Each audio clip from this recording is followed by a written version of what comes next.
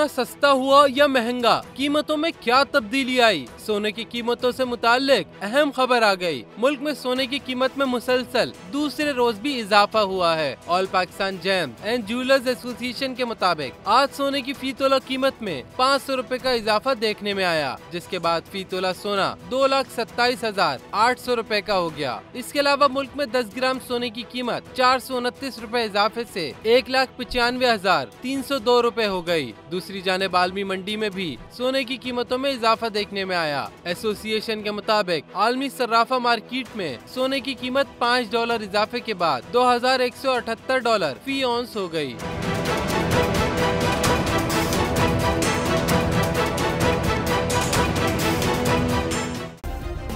Subscribe करें और bell दबाएं ताकि कोई खबर रह न जाए।